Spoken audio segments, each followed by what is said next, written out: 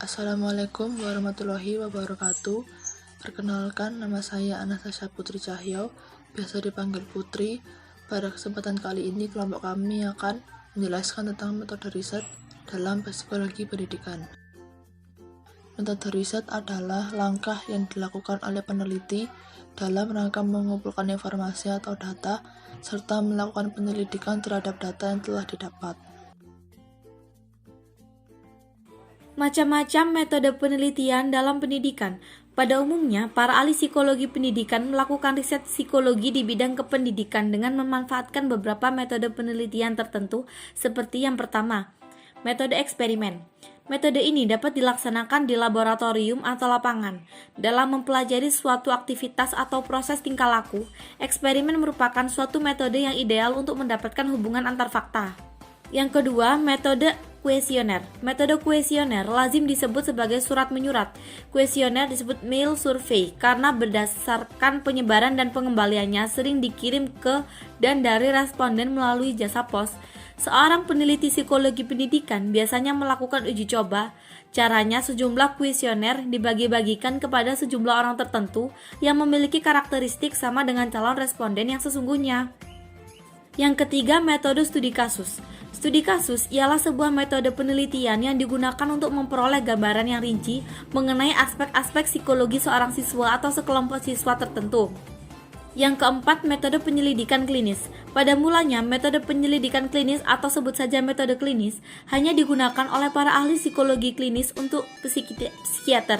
Dalam metode ini terdapat prosedur diagnosis dan penggolongan penyakit kelainan jiwa serta cara-cara memberi perlakuan pemulihan terhadap kelainan jiwa tersebut. Metode ini pada umumnya hanya diberlakukan untuk menyelidiki anak atau siswa yang mengalami penyimpangan psikologi tak terkecuali penyimpangan perilaku. Yang terakhir yaitu metode observasi naturalistik. Metode observasi naturalistik adalah sejenis observasi yang dilakukan secara alamiah. Dalam hal ini, peneliti berada di luar objek yang diteliti atau ia tidak menempatkan diri sebagai orang yang sedang melakukan penelitian.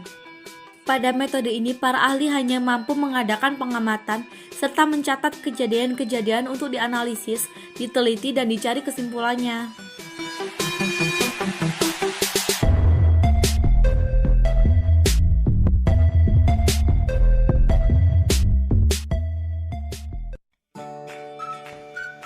Assalamualaikum warahmatullahi wabarakatuh.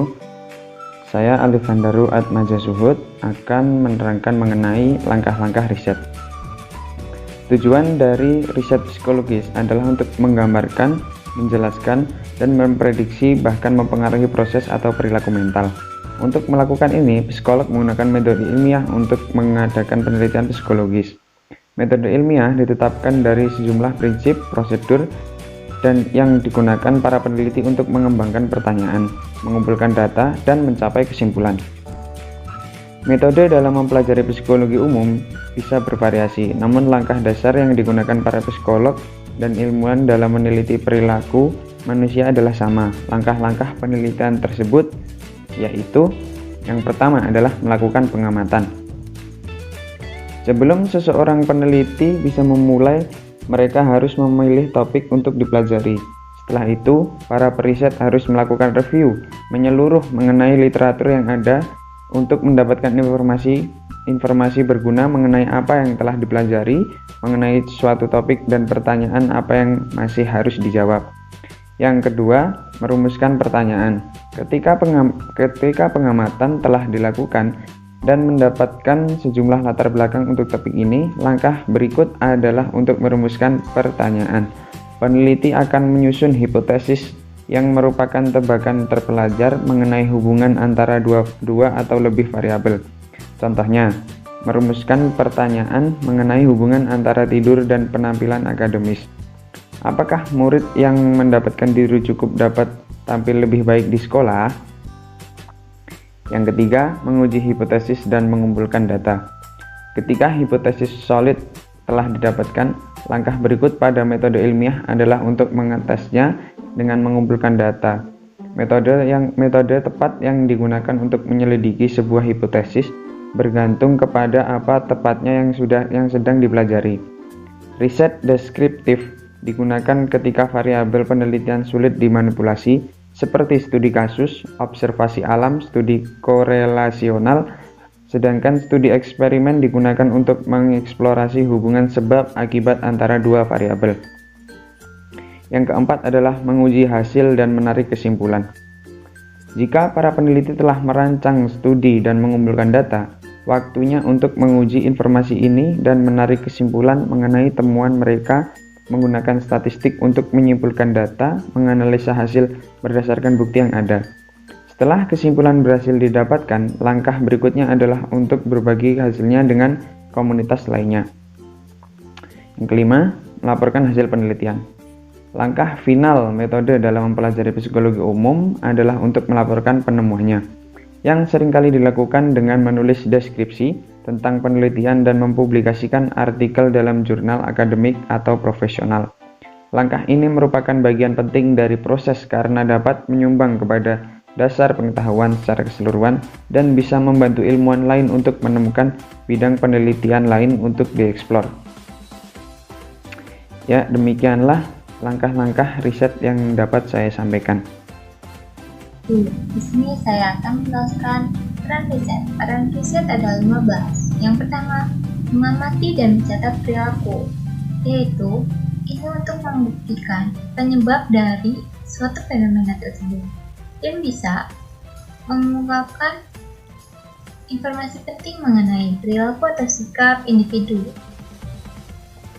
Untuk mengamati dan mencatat perilaku bisa menggunakan metode observasi, wawancara, studi kasus, dan lainnya.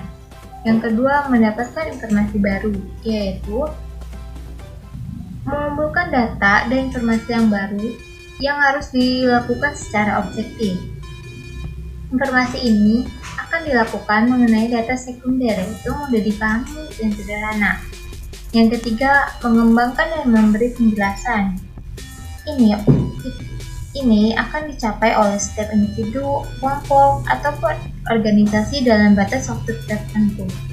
Setelah itu, mengkaji beberapa teori yang didukung oleh beberapa fakta yang ada. Ini juga disebut dengan hipotesis penelitian. Yang keempat, memprediksi dan menjangka dan mengontrol sebuah ubahan. Ubahan atau yang disebut juga variabel. Variabel merupakan simbol yang dipakai untuk mengirimkan gejala ke dalam penelitian. Variabel tersebut ada beberapa tingkat intensitas yang berbeda. Di dalam penelitian ada dua yang digunakan variabel, yaitu variabel bebas, yaitu memberikan pengaruh atau diuji pengaruhnya pada variabel lain, yang disebut juga dengan variabel perlakuan eksperimen. Yang kedua ada variabel terikat, yaitu dipengaruhi dengan variabel bebas, disebut juga variabel hasil. Yang kelima ada peran riset berdasarkan jenis, yaitu memiliki tujuan dasar untuk menambah pengetahuan prinsip dasar dan hukum ilmiah untuk meningkatkan pencarian dan metodologi ilmiah.